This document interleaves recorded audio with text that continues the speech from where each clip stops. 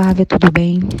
Flávia aqui, quem tá falando é uma pessoa que já acompanha o teu canal há um tempo e que ouviu vários relatos e que se identificou muito com esses relatos. Por isso que eu decidi falar, porque isso já tá engasgado aqui na minha garganta e eu preciso falar com alguém.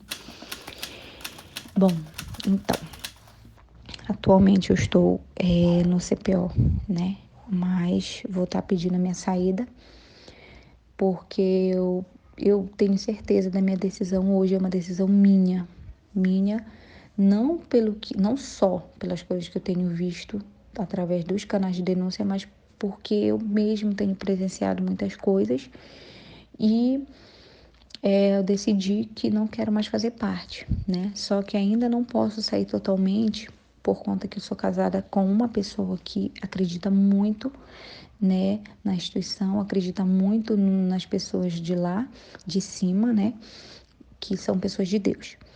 Então, eu já tentei falar com ele sobre isso uma vez que eu tentei sair, só que ele levou pro pastor, o pastor me chamou, foi uma confusão. E aí isso quase acaba com o meu casamento. Então, por prezar pelo meu casamento e também até mesmo para proteger ele assim de conflitos, porque quando eu falei com ele sobre isso, veio muitos conflitos dentro dele, ele ficou muito confuso. E aí deu toda essa confusão.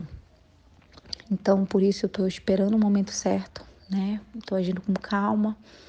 Tô passando por momentos muito difíceis por conta disso. Mas o que acontece?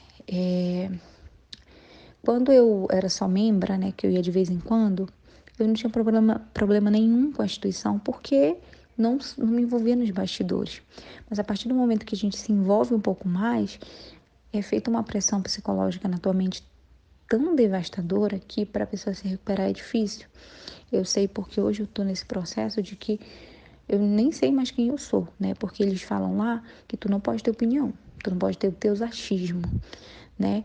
Tu não pode falar nada da instituição, só tem que obedecer. Ou seja, isso é uma escravidão, né? Estamos que nem os escravos, né? Antigamente. E tu tem que levar a alma, que é essa desculpa que eles falam. Tem que levar, tem que levar. Quando você entra dentro de um grupo, eles começam a estipular o número de almas que tu tem que levar. Quando tem algum evento na igreja, né, que eles fazem lá, olha, cada grupo vai trazer tantas almas. Aí o coordenador passa pro pessoal do grupo e o grupo tem que levar. Olha, você tem que levar tem que trazer tantas pessoas. Se tu não levar, eles te esculacham, né? Depois fazem reunião interna e ficam lá. Ah, porque vocês não estão fazendo, porque isso, porque vocês não estão fazendo para Deus, porque vocês não estão fazendo isso, não estão fazendo aquilo. A partir daí já gera muitos conflitos dentro da gente. Então foi quando eu comecei a me envolver diretamente, bem mais dentro, né, da instituição, que eu comecei a perceber essas coisas. Só que eu comecei sempre a lutar contra esses pensamentos, porque eles falam pra gente que a gente não pode pensar assim, porque se você pensa assim, você não é de Deus. Tem alguma coisa errada com você. Aí você começa a se questionar, fala, como assim, meu Deus, eu não sou de Deus? A gente começa a ficar com medo, muito medo. E é um inferno, é um inferno. A gente vive assim constantemente, diariamente. A gente começa a ter medo de tudo. Qualquer coisa a gente tem medo. A gente entra numa paranoia muito horrível. E aí foi isso que aconteceu comigo. Então eu comecei por essa paranoia, comecei a me envolver cada vez mais, porque na minha cabeça, quanto mais envolvida eu tivesse com a instituição, menos chance de ir pro inferno eu teria. Mais ou menos assim, né? E aí, beleza. Comecei a me envolver e entrei para o CPO. Aí quando tu entra lá é pior ainda, né? Porque eles começam a fazer várias exigências. Quando você é CPO, você tem que estar responsável por alguma coisa. Como eu sou da FJU, eu tinha que estar responsável por isso, por aquilo. Tem que levar uma para a igreja, tem que fazer isso, tem que fazer aquilo. Tem que estar nas reuniões, tem que fazer um monte de coisa lá. E eu comecei a questionar isso dentro de mim. Falei, poxa, eu sempre acreditei que as coisas para Deus era de forma voluntária. E quando eu era membra, eu fazia de forma voluntária, era tão tranquilo, eu não ficava com isso dentro de mim. E aí eu comecei a não querer mais participar do CPO, né? E com isso eu comecei também a ver os canais da Flávia aqui de denúncia. Comecei a ver que tinha muita coisa errada, né? Aí eu comecei a me questionar. Mas beleza, mas o problema maior nem foi isso. O problema maior foi as fogueiras santas, que deixaram a gente numa situação financeira terrível, que a gente entrou em 2022, ali por meados de fevereiro, a gente começou a participar, e nos batizamos e começamos a estar dentro da obra, né, ativamente. E aí, quando foi, sempre tem 2 fogueiras santas, né? Pelo menos desde a época que a gente entrou bem firme mesmo. Que é uma no meio do ano, que acontece, e uma no final do ano, de 6 em 6 meses. E aí, quando começa a entrar ali o período da Fogueira Santa, eles começam a colocar vários testemunhos, a reunião praticamente é só falada sobre a Fogueira Santa.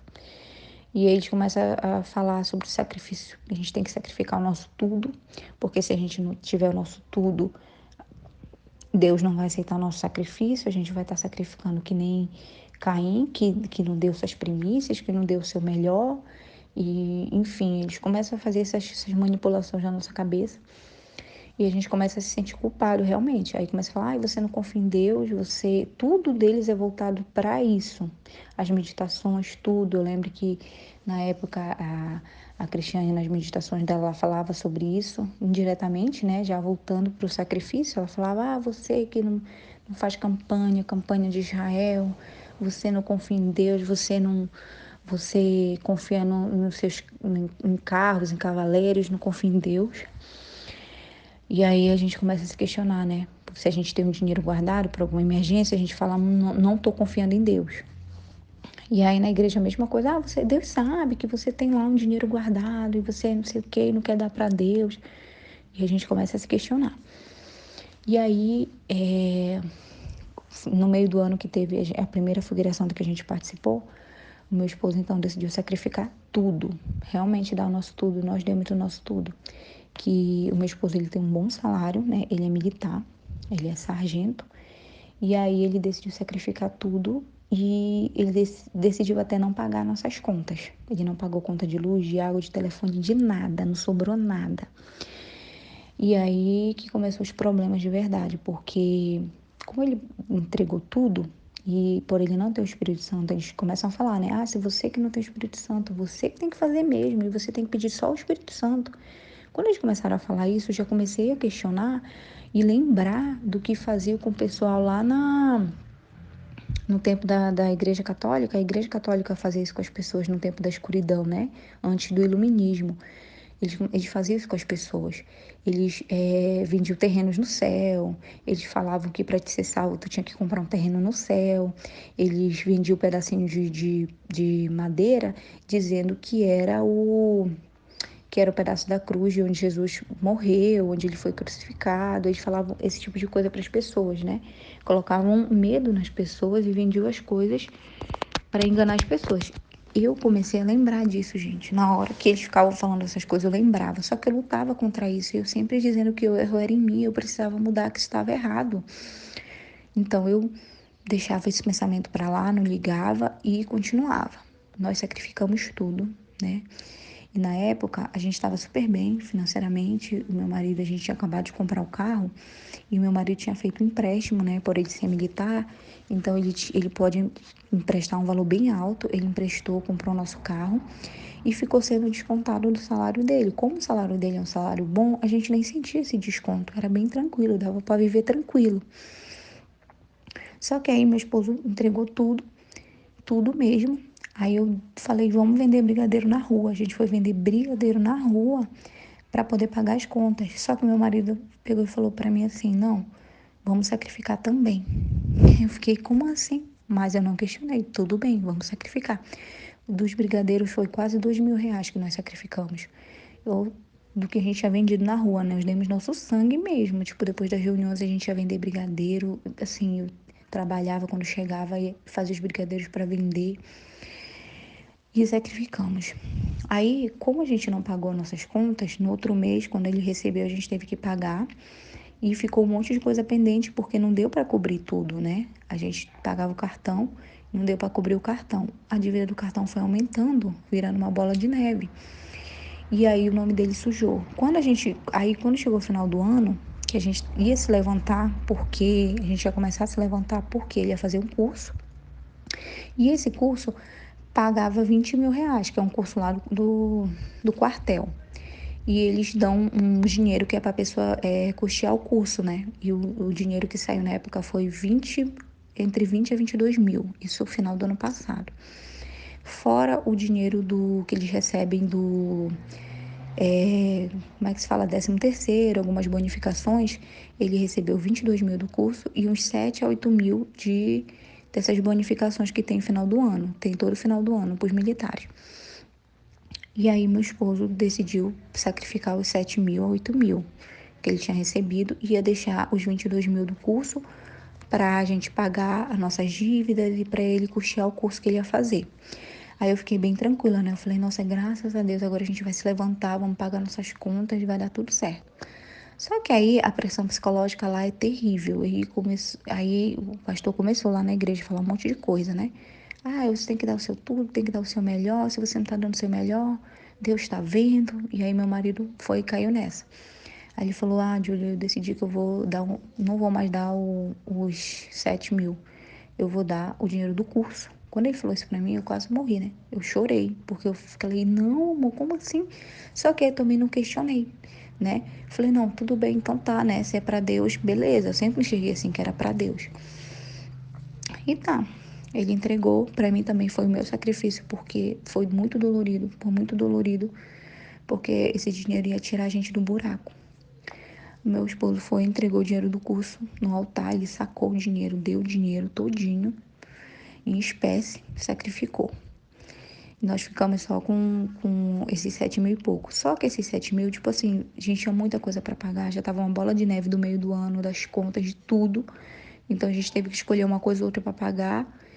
E a gente ficou com pouquíssimo dinheiro. Quando chegou janeiro, ele começou a se preparar para ir para o curso, não tinha dinheiro mais para custear o curso, né? Ele teve que comprar passagem, teve que fazer um monte de coisa, teve que comprar as coisas do curso, que era muita coisa que ele teve que comprar para fazer o curso. A gente teve que prestar dinheiro, a gente prestou dinheiro para ele comprar, a gente tá devendo pra caramba, o dinheiro do cartão tá todo atrasado, o nome dele sujou, né? E ele sempre falando, não, tem que confiar em Deus, vai dar certo. Só que até agora tava dando tudo errado. E aí agora eu tô trabalhando em 2 empregos, inclusive tô em casa de família, coisa que eu nunca precisei. Hoje eu tô precisando estar em casa de família, limpando o chão dos outros, porque a gente não tem de onde tirar. Eu tive, na época, parei o meu curso de fazer, porque não tinha mais como pagar. Eu fazia enfermagem, eu tive que parar. E porque também eu parei por vários motivos, porque eu não ia poder estar indo na igreja à noite e tal, então eu tive que parar. Enfim, gente, a nossa vida afundou de uma tal forma que a gente tá sem dinheiro pra nada. Eu tô até sem dinheiro pra colocar gasolina, tô passando por dificuldades financeiras terríveis, terríveis, que eu nunca passei, assim, tá muito difícil. A gente, para o básico, a gente tá quase passando fome. A gente só não tá passando fome mesmo porque, querendo ou não, ainda tem o crédito do meu cartão, que eu tô usando para me manter até agora, esperar ele receber de novo e ver quando que a gente vai se levantar de tudo isso, porque até agora a gente não conseguiu se levantar de tudo que a gente passou. E eu abri o olho, sabe? Eu comecei a perceber que isso tá errado. Isso tá errado. Deus já sacrificou pela gente, né? E Deus não quer o nosso dinheiro. Deus não quer o nosso dinheiro. Então, tudo isso eu passei a questionar e fiquei muito atormentada com tudo isso, sabe? Ainda tô nesse processo agora de não saber o que fazer, tô totalmente perdida. Mas uma coisa eu tenho certeza, não vou mais ficar lá, né? E, enfim, é isso. Queria deixar esse relato para ajudar até as pessoas que, sei lá, que estão passando pelo mesmo que eu, ou que se não passaram nem passem, porque eu não desejo isso pra ninguém.